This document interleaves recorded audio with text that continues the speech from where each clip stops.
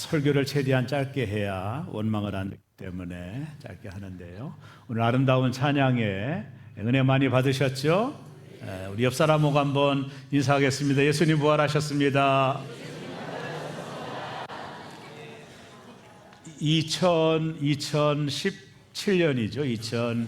2017년도에 미국에서 영화 하나가 개봉이 됐는데 한국에도 영화가 개봉이 된 영화입니다. 이게 좀 울리는데 2017년도 개봉된 영화 중에 예수는 역사다라고 하는 영화가 있습니다. 한번 자막을 보여주면 예수는 역사다라고 하는 이 영화는 실제 인물을 영화화한 겁니다.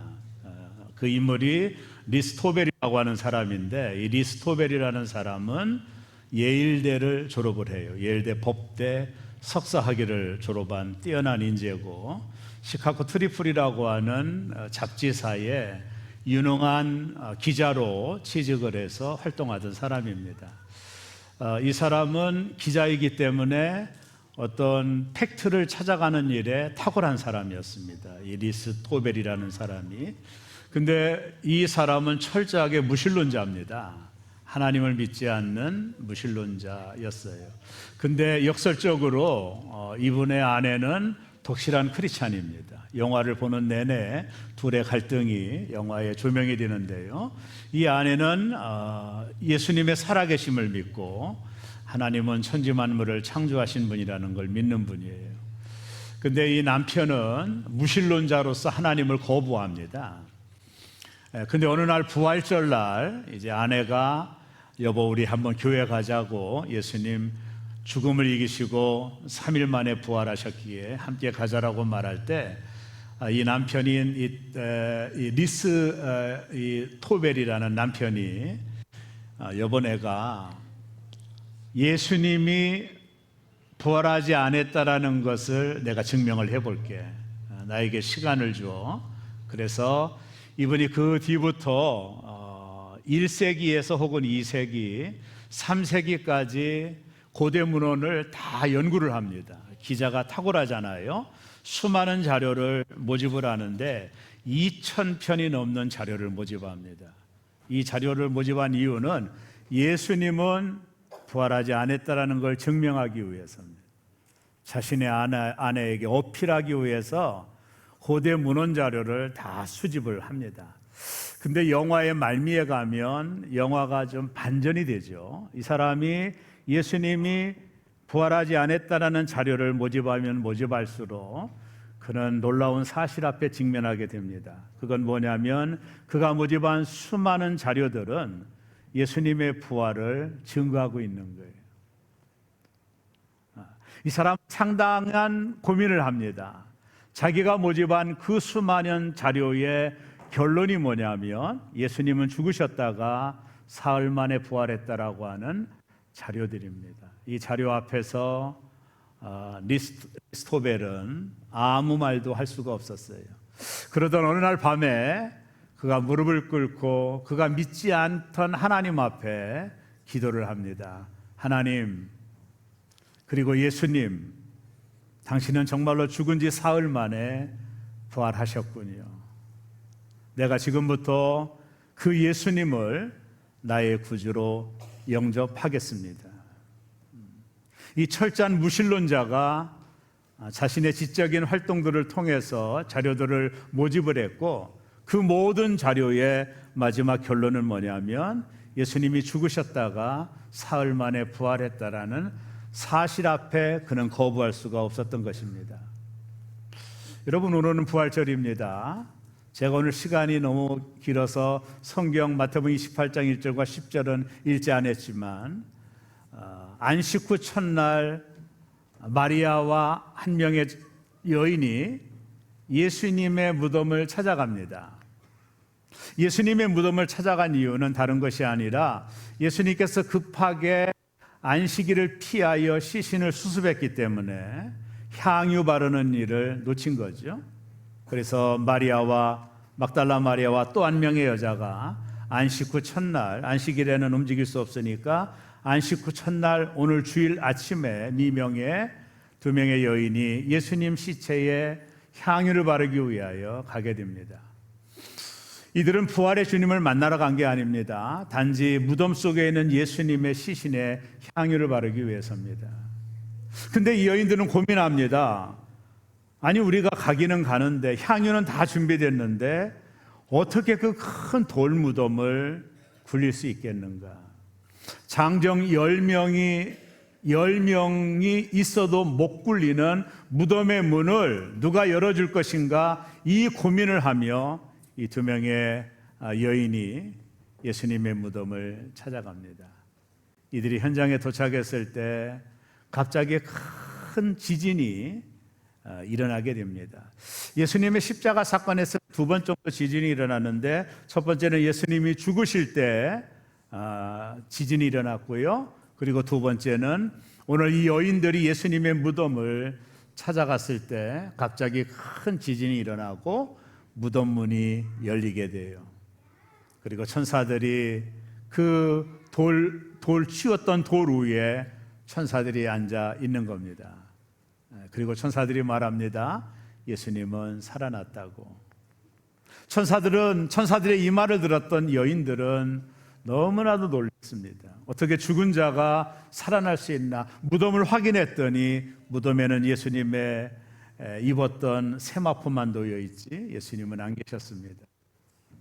여인들이 무서움과 두려움을 길에 부활의 주님이 그들에게 나타나시죠.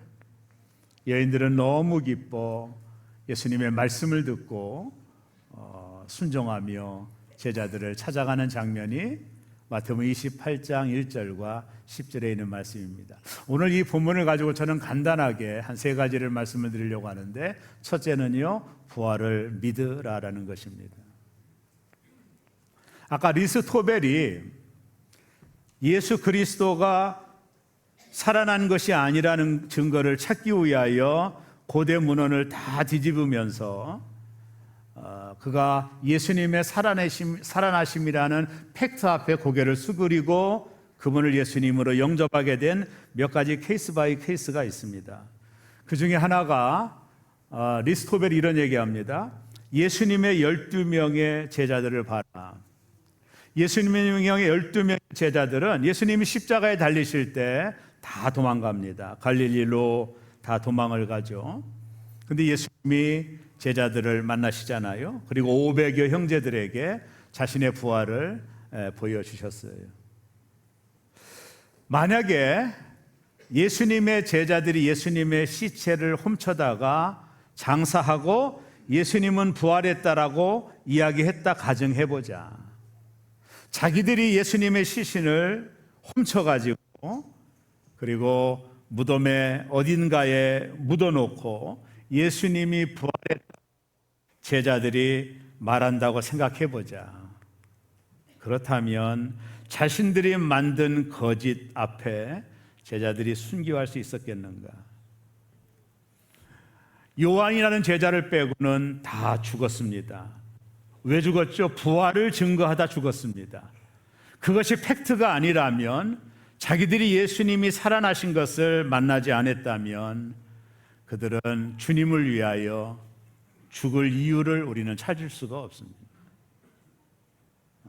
제자들의 순교는 예수 그리스도의 죽음과 부활에 대한 정확한 확증입니다. 보았기에 죽은 것입니다. 살아나셨기에 순교한 겁니다. 그것이 리스토벨이 말하는 이 부활의 확실한 증거 중에 하나라고 말합니다. 여러 가지 이야기가 있지만 한 10가지가 있겠지만 시간상 말씀은 못 드리고, 예수 그리스도가 살아나신 것을 우리가 바라보면서 기뻐하라는 것이죠. 마태복음 28장 6절을 한 절 한번 읽겠습니다. 그가 여기 계시지 않고 그가 말씀하신 대로 살아나셨느니라. 와서 그가 누우셨던 것을 보라. 예수님이 살아난 것은 퍼포먼스도 아니요 갑자기 일어난 사건도 아닙니다. 이미 예수님께서 마태복음에 보면 한 4번 정도 내가 십자가에 죽고 살아날 것이라는 것을 말씀하셨어요. 예수님의 부활 사건은 갑자기 일어난 사건이 아니라 이미 당신이 하신 그 말씀대로 살아나신 거예요. 말씀대로 살아나신 것입니다.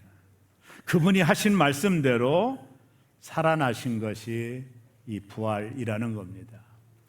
예수님께서 나사로가 죽었을 때 사람들이 슬퍼하고 있었죠. 그때 예수님께서 이런 유명한 말씀을 합니다. 요한복음 11장 25절과 26절을 보면 예수께서 이르시되 나는 부활이요 생명이니 나를 믿는 자는 죽어도 살겠고 무릇 살아서 나를 믿는 자는 영원히 죽지 아니하리니 이것을 내가 믿느냐. 나는 부활이요 생명이니 나를 믿는 자는 죽어도 살겠고 살아서 나를 믿는 자는 영원히 죽지 아니하리라. 이것을 내가 믿느냐. 믿으십니까? 우리는 예수님의 부활을 믿습니다. 두 번째, 오늘 본문에서 주고자 하는 메시지는 기뻐하라입니다. 오늘 이 여인들이 예수님의 부활을 목격하고 너무나도 기뻤습니다. 그들에게 있었던 감정은 두 가지였는데요, 천사를 바라봤던 두려움과 그리고 예수님의 부활을 직접 만난 기쁨이 여인들에게 있었습니다. 한 큰 건물 앞에서 한 노파 할머니가 꽃을 팔고 있어요. 근데 이 노파 할머니의 얼굴은 늘 미소가 있는 겁니다.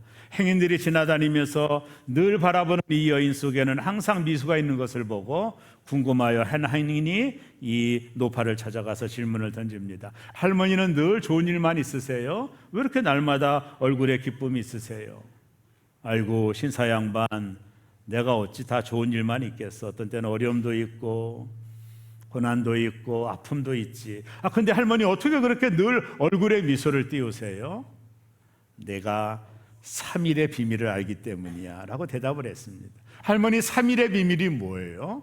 3일의 비밀은 예수님이 십자가에 달려 죽으시고 무덤에 들어가서 3일 만에 부활하신 그것이 3일의 기적이야. 나는 내 인생을 살아가는 동안에 내가 지금 무덤에 갇힌 것처럼 어렵고 고통스럽고 절망스럽더라도 반드시 내 인생에 옥문이 열리듯 무덤문이 열리듯 하나님이 나와 함께 하실 것을 믿기 때문에 나는 항상 기뻐한다라고 말했습니다.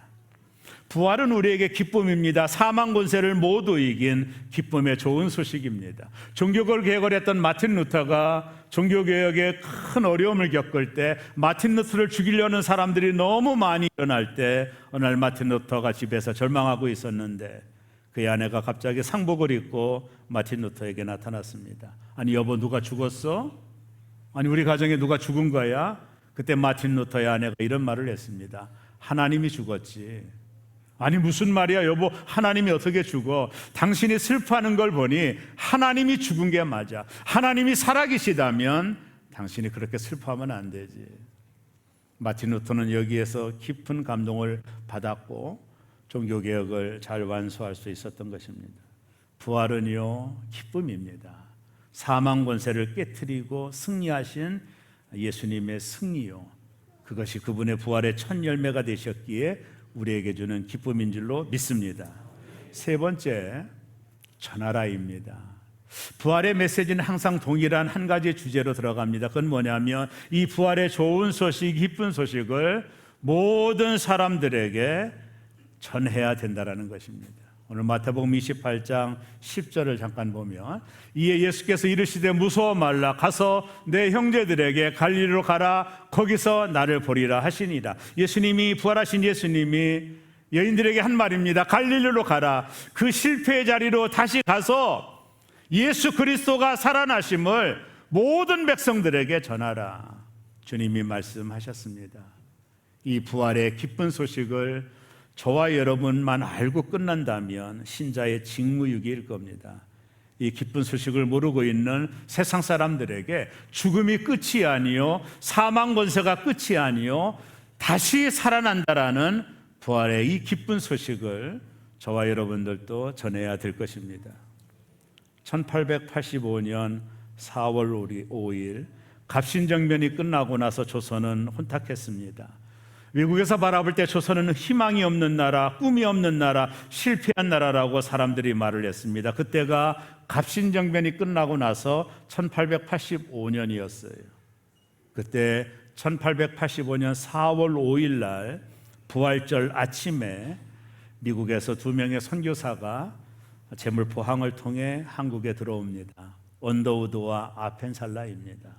희망이 없는 조선 땅에 부활의 소식을 전하기 위해서 그 둘이 들어온 겁니다.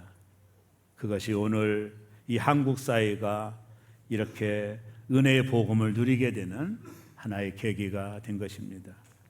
여러분, 오늘도 누구에게, 무덤의 갇힌처럼 절망하고 있는 그 누구에게 우리도 찾아가서 예수님 부활하셨다고, 사망 권세를 깨트리고 예수님 부활하셨다라는 이 복음의 소식을 담대하게 전하는 우리 새롬의 모든 교우들 되시기를 주의 이름으로 축원합니다.